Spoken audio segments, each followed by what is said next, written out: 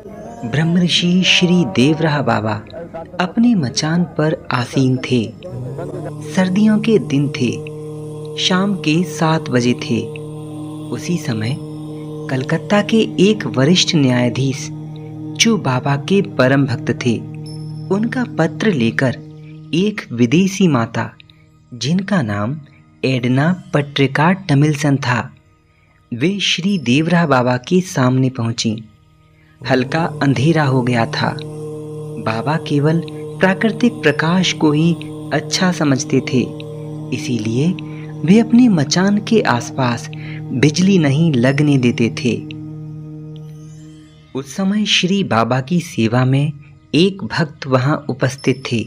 उन्होंने उस विदेशी महिला भक्त का एक पत्र पढ़कर बाबा को सुनाया। बाबा, आपके दर्शन में एक विदेशी माई आई हैं। बाबा ने कहा, बच्चा, पूछो माई क्या चाहती हैं और किसी लिए आई हैं। नीलम भक्त उस समय बाबा के पास ही सेवा में खड़े थे। उन्होंने श्री बाबा व उन महिला भक्त के मध्य ट्रांसलेटर का काम किया था। उन्होंने उन माई से पूछकर बाबा को बताया, बाबा, आपके जज भक्त प्रशांत बिहारी मुखोपाध्याय, जो कलकत्ता के सीनियर जज हैं, उनका पत्र ये माई लाई हैं और ये माई पिछले 4 सालों से भयंकर प्रेत बाधा से ग्रसित हैं। किसी प्रकार भी उस प्रेत की यातना से इनको छुटकारा नहीं मिल पा रहा। पत्र को पढ़ते हुए नीलम भक्त ने आगे बताया, बाबा, बहुत जगह पूजा पाठ और अनुष्ठान कराने पर भी इनको अब तक लाभ नहीं मिला है। इसीलिए किसी ने इन्हें बताया है कि भारत के अच्छे साधु संत ही इन्हें इस प्रेत बाधा से मुक्ति दिला सकते हैं। सौभाग्य से इन्हें कलकत्ता के जज भक्त ने आपके पास भेजा है। बाबा, अन्य कई प्रतिष्ठित व्यक्तियों ने भी सिर्फ आपके पास भेजने के लिए इनसे आग्रह किया है और इसीलिए ये माई आपके दर्शन करने आई हैं। ये सारी बातें श्री बाबा मंच के ऊपर स्थित अपनी कुटिया के भीतर से ही सुन रहे थे। भक्त नीलम व वो विदेशी महिला भक्त टमिल्सन भी बाबा के मंच के नीचे खड़ी थीं। ये सारी बातें सुनकर बाबा अपनी कुटिया से बाहर निकले और उन्होंने कहा, नीलम बच्चा, माई को बोलो मेरा दर्शन कर ले। अब रात्रि हो गई थी, रात का समय था। नीलम भक्त ने बाबा के शरीर पर टॉर्च का प्रकाश डाला। श्रीमती टमिल्सन को दर्शन के लिए बोला। श्रीमती टमिल्सन बाबा के युगों पूर्व ऋषियों जैसे काल्पनिक स्वरूप को देखकर प्रत्यक्ष और हतप्रद रह गईं। बाबा के इस शक्ति संपन्न स्वरूप को देखकर वे अत्यंत प्रभावित हुईं।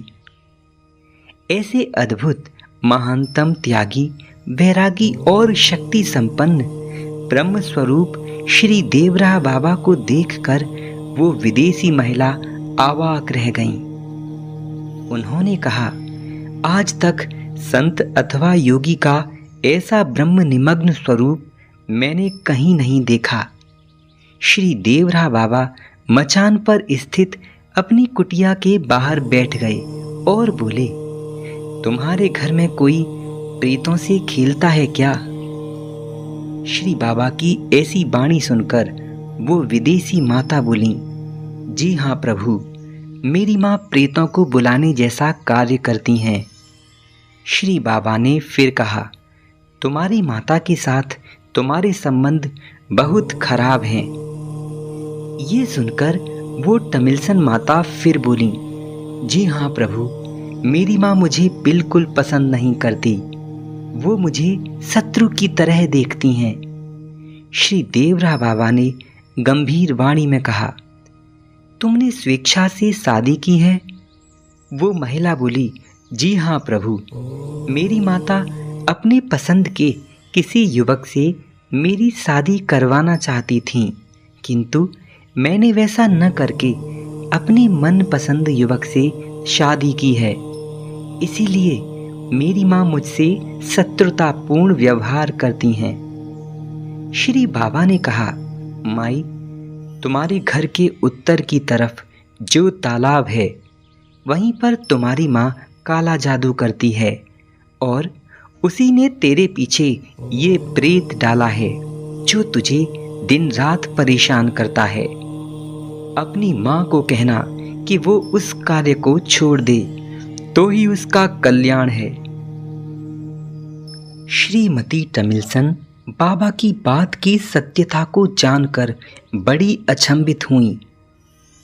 जीवन भर साइंस की पढ़ाई करने वाली टमिल्सन जी श्री देवराह बाबा की ऐसी दिव्य दृष्टि को देखकर नतमस्तक हो गईं। इतने शक्तिशाली महान ऋषि श्री देवराह बाबा के दर्शन करके उनमें भगवान के प्रति आस्था और विश्वास की ज्योति जल गई, जो उनकी आधुनिक मेडिकल साइंस की पढ़ाई से बुझी रखी थी। वे बहुत अचंभित हुईं। उन्होंने माना कि उनके घर के उत्तर की तरफ एक तालाब है। उसी के किनारे उनकी माँ ये उल्टे सीधे कार्य करती हैं।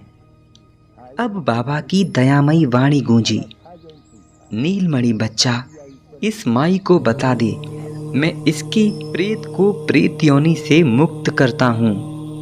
इससे ये दोनों सुखी हो जाएंगे। क्या देखा आपने?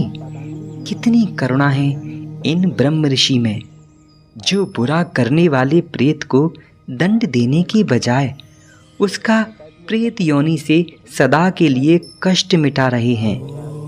ब्रह्म स्वरूप श्री देवराह बाबा ब्रह्म के समान ही समदर्शी हैं, जिनकी दया मनुष्य पशु पक्षी ही नहीं बल्कि भूत प्रेतों पर भी होती है।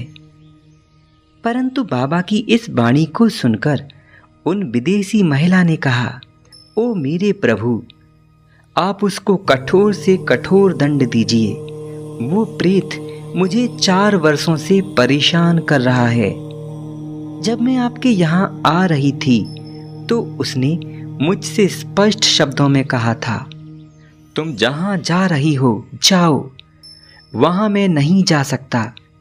अभी तुम्हें छोड़ रहा हूँ, वापस लौटने पर दोबारा मिलूंगा। श्री बाबा ने मुस्कुराकर कहा, बच्चा, माई को बताओ, ये माई निश्चिंत होकर अपने ठिकाने पर जाए और कल दिन में दोबारा दर्शन करने आए। श्रीमती टमिल्सन बाबा को प्रणाम करके चली गईं और अगले दिन जब वे वापस आश्रम आई, उनके आनंद का ठिकाना नहीं था। बाबा उनका आगमन सुनकर अपनी कुटिया से बाहर आए और बाबा ने माई को कुछ विशेष प्रकार का ध्यान कराया। अगर आप भी ध्यान करने की सही और पारंपरिक सटीक विधि को जानना चाहते हैं तो बाबा के यमुना किनारे स्थित समाधि स्थल पर आकर आश्रम में श्री गुरुदेव के सानिध्य में साधना और अध्यात्म की ऐसी महान शिक्षा को सीख सकते हैं, अथवा आश्रम के ऑफिशियल यूट्यूब चैनल देवराह ज्ञान पर श्री महाराज जी के उपदेशों को सुन करके भी आप ध्यान के सही तरीकों को जान सकते हैं। उन माता को ध्यान कराने के बाद बाबा ने उन्हें एक शाक्त मंत्र दिया और नित्य स्नान के पश्चात 108 बार जपने का विधान भी बताया। बाबा ने अपना दुर्लभ आशीर्वाद देकर उस माई की चिंता को सदा सदा के लिए दूर कर दिया। बाबा के आशीर्वाद से श्रीमती टमिल्सन और वो प्रीत दोनों ही अपने अपने दुखों से दूर हो गए। इतने करुणा वत्सल थे ब्रह्म ऋषि श्री देवराह बाबा, जिनकी जिस पर दृष्टि पड़ जाती थी उसका तो कल्याण होता ही था, साथ में ऐसे लोगों का भी कल्याण हो जाता जिनका बाबा से कोई संपर्क अथवा संबंध न रहा हो।